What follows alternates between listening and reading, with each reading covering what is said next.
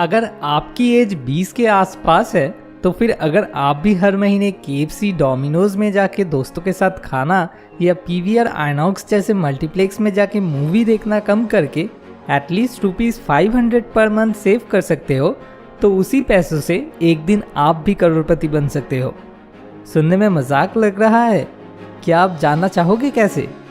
Share market में invest करके।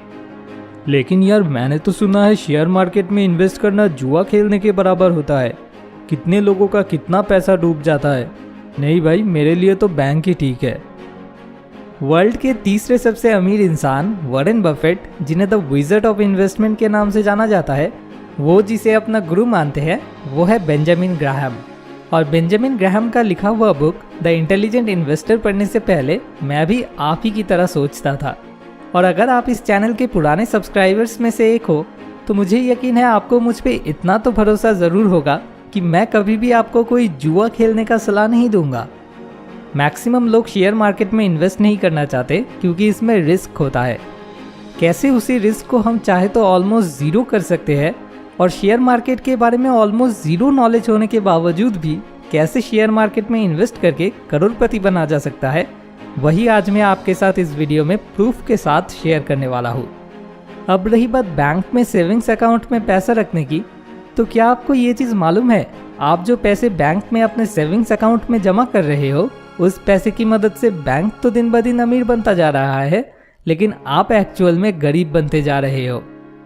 India में इन्फ्लेशन रेट है ऑन एन एवरेज 6%। मतलब आज आप जितना चीज़ ₹100 में खरीद पा रहे हो, वही सेम अमाउंट ऑफ चीज़ अगले साल खरीदने के लिए आपको ₹106 चाहिए होगा। लेकिन बैंक में सेविंग्स अकाउंट में इंटरेस्ट कितना मिलता है? 4%। मतलब आज अगर आप बैंक में ₹100 जमा करते हो तो एक साल बाद आपको बैंक से ₹104 वापस मिलेगा। लेकिन एक साल पहले जब आपने बैंक में ₹100 जमा किए थे, तब आप उस ₹100 से जितना चीज़ खरीद पाते, वही सेम अमाउंट ऑफ चीज़ अब आपको ₹106 देके खरीदना होगा। मतलब आपको ₹2 का नुकसान हो गया। दूसरी तरफ आपके उसी ₹100 को बैंक ने दूसरे किसी इंसान को 12% इंटरेस्ट रेट से लोन पे दे दिया। मतलब एक साल बाद उस इंसान को ₹112 बैंक को लौटाना पड़ा। अब उस ₹112 में से बैंक ने आपको ₹104 लौटा दिया। मतलब आप ही के ₹100 को काम में लगा के बैंक ने तो ₹8 का प्रॉफिट कर लिया, लेकिन वही आपका ₹2 का लॉस हो गया। मतलब बैंक दिन ब दिन अमीर बनने लगा और आप गरीब। अब आते हैं शेयर मार्केट की बात पे। शेयर मार्केट आखिर है क्या? ये काम कैसे करता है? तो मान लीजिए आप किसी कंपनी के मालिक हो। अब आप चाहते हो पब्लिक से पैसा लेके अपने बिजनेस में लगाना। इसी का एक तरकीब है शेयर मार्केट में अपनी कंपनी को लिस्ट कर लेना। अब मान लीजिए अभी आपकी कंपनी की टोटल वैल्यू है ₹100, तो आपने अपनी पूरी कंपनी को 100 यूनिट में डिवाइड कर लिए। मतलब हर एक यूनिट की वैल्यू ₹1। ऐसे 100 यूनिट में डिवाइड करके ₹1 पर यूनिट के हिसाब से आपने अपनी कंपनी को शेयर मार्केट में लिस्ट कर लिया। अब अगर कोई शेयर मार्केट में आके ₹10 दे के आपकी कंपनी की 10 यूनिट्स खरीद लेते हैं, तो वो इंसान आपकी कंपनी के 10% शेयर के मालिक बन जाएंगे। मतलब फ्यूचर में अगर आपकी कंपनी की टोटल वैल्यू ₹100 से बढ़ के ₹1000 बन जाता है, तो वो तब उस ₹1000 के 10% मतलब ₹100 के मालिक बन जाएंगे। मतलब ₹10 दे के उन्हें ₹100 रिटर्न में मिलेगा। मतलब उन्हें ₹90 का प्रॉफिट होगा।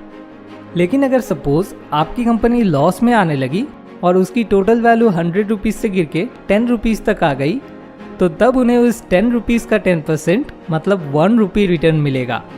मतलब उन्हें ₹9 का लॉस हो जाएगा। तो अगर आप शेयर मार्केट में इन्वेस्ट करोगे तो हमेशा उन्हीं कंपनीज में करना चाहोगे जिनका फ्यूचर वैल्यू प्रेजेंट वैल्यू से काफ़ी ज़्यादा होने वाला है, क्योंकि तभी तो आपका प्रॉफिट होगा, नहीं तो लॉस हो जाएगा। तो शेयर मार्केट में हज़ारों कंपनीज में से सही कंपनी चूज़ करना ये एक बहुत बड़ा रिस्क होता है। अब इस रिस्क को कैसे कम किया जाए? इस रिस्क को कम करने का एक तरीका है म्यूचुअल फंड। फ्यूचर में किस कंपनी की वैल्यू बढ़ने वाली है या किस कंपनी की वैल्यू गिरने वाली है, ये हम जैसे नॉर्मल इंसान से अच्छा कोई एक इकोनॉमिस्ट या फिर कोई एक शेयर मार्केट के एक्सपर्ट ज़्यादा अच्छे से बता पाएंगे। अब मान लीजिए हम जैसे 1000 लोगों ने मिलकर पैसे देके एक फंड चालू किया, इसी को कहते हैं म्यूचुअल फंड। और ऐसे हर म्यूचुअल फंड की एक मैनेजर होते हैं जो कि शेयर मार्केट के एक एक्सपर्ट होते हैं। इन फंड मैनेजर्स का काम है उनके एक्सपीरियंस के मुताबिक हम सभी के पैसे को ऐसे डिफरेंट कंपनीज में इन्वेस्ट करना जिन कंपनीज की फ्यूचर वैल्यू प्रेजेंट वैल्यू से काफ़ी ज़्यादा होने वाली है। मतलब हमारे लिए कंपनी चूज करने का काम फंड मैनेजर ने कर दिया और उसके बदले टोटल फंड का जितना प्रॉफिट होगा उस प्रॉफिट में से एक छोटा सा परसेंटेज, शायद 1 या 2% उन्हें सैलरी के हिसाब से मिलेगा। मतलब आपने बस पैसा दिया और बाकी का काम जैसे कि खबर रखना, फिर उस हिसाब से सही टाइम पे सही कंपनीज में इन्वेस्ट करना, ये सब आपके लिए फंड मैनेजर ने कर दिया। क्योंकि वो एक शेयर मार्केट के एक्सपर्ट है, इसलिए आप उन पर भरोसा कर ही सकते हो। और वो भी यही चाहेंगे कि आपका प्रॉफिट मैक्सिमम हो, क्योंकि प्रॉफिट जितना ज़्यादा होगा उस हिसाब से उनका अर्निंग भी बढ़ेगा। तो ये काफ़ी अच्छा तरीका है।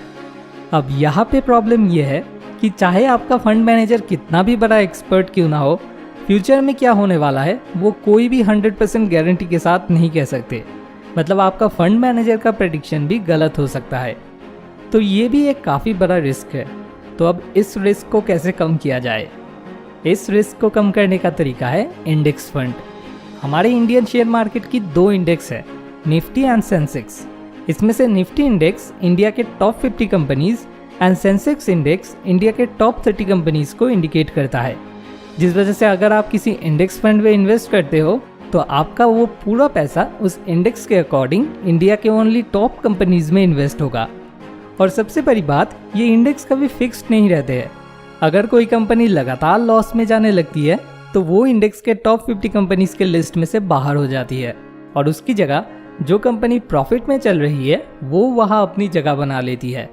और इसी तरह उस लॉस में जाने वाली कंपनी से आपका पूरा पैसा निकाल के इंडेक्स के अकॉर्डिंग इस नई प्रॉफिट में चलने वाली कंपनी में इन्वेस्ट कर दिया जाता है। तो इंडेक्स फंड में इन्वेस्ट करने से आप किसी पर्टिकुलर कंपनी में नहीं बल्कि इंडियन इकोनॉमी में इन्वेस्ट करोगे। जिस रेट से इंडेक्स की वैल्यू इंक्रीज होगी यानी कि इंडियन इकोनॉमी बढ़ेगी, करीब उसी सेम रेट में आपको अपना रिटर्न भी मिलेगा। 1979 में जब सेंसेक्स चालू हुआ था तब अगर कोई बस 100 रुपीज़ सेंसेक्स के किसी इंडेक्स फंड में इन्वेस्ट करके छोड़ देते तो उसी 100 रुपीज़ के बदले में उन्हें आज 39,000 रुपीज़ मिलता। मतलब 40 ईयर्स में उनका पैसा 390 टाइम्स बढ़ जाता। इसे ही अगर परसेंटेज में कन्वर्ट किया जाए तो शुरू से लेके आज तक सेंसेक्स का एवरेज रिटर्न रहा है 17% CAGR। और क्योंकि ये रेट काफ़ी हद तक हमारे इंडियन इकोनॉमी के ऊपर डिपेंड कर रहा है, इसलिए लॉन्ग रन में इस रेट का बहुत ज़्यादा इधर उधर होना पॉसिबल नहीं है। फिर भी अगर मैं मान लूँ कि अगले 40 ईयर्स में ये रेट 2% घट के 15% होने वाला है, तब भी आज अगर आपकी एज 20 है और आज से ही अगर आप हर महीने इंडेक्स फंड में सिर्फ 500 रुपीज़ पर मंथ करके इन्वेस्ट करने लग जाते हो तो आज से 40 साल बाद 15% CAGR के रेट से आपको टोटल 1.5 करोड़ रुपीज़ रिटर्न मिलेगा। इसके लिए ना तो ज़रूरत है शेयर मार्केट के बारे में जानने की, ना तो ज़रूरत है कोई रिसर्च करने की, और ना ही ज़रूरत है बढ़िया म्यूचुअल फंड कौन सा है वो ढूंढ निकालने की। ऊपर से रिस्क भी ऑलमोस्ट ज़ीरो है क्योंकि ये देश की GDP के ऊपर डिपेंड कर रहा है। कुछ भी हो जाए, देश की GDP कभी भी ज़ीरो होना पॉसिबल नहीं है, या अचानक बहुत ज़्यादा घटने या बढ़ने का भी कोई चांस नहीं है। बस आप अगर अपना मंथली एक्सपेंस थोड़ा कम करके हर महीने सिर्फ 500 रुपीज़ किसी इंडेक्स फंड में भी इन्वेस्ट कर सकते हो, उतना ही काफ़ी है। और ये तरीका मैंने आविष्कार नहीं किया है। बेंजामिन ग्राहम ने अपना बुक द इंटेलिजेंट इन्वेस्टर में एक नो नथिंग इन्वेस्टर, मतलब जिन्हें शेयर मार्केट के बारे में कुछ भी पता नहीं है, उनके लिए इसी तरकीब को उन्होंने बेस्ट मेथड रिकमेंड किया है। अगर आप इस बारे में और भी डिटेल्स में जानना चाहते हो तो नीचे डिस्क्रिप्शन में दिए हुए लिंक से जाके आप द इंटेलिजेंट इन्वेस्टर बुक को खरीद सकते हो। अब आखिर में आपसे एक छोटी सी रिक्वेस्ट, अगर इस वीडियो से आपको इतनी सी भी मदद मिली हो तो इसे ज़रूर अपने दोस्तों के साथ शेयर कीजिए ताकि वो भी अपने पैसे को सही तरह से इन्वेस्ट कर पाए। Thanks for watching. More wisdom, more solution, better life.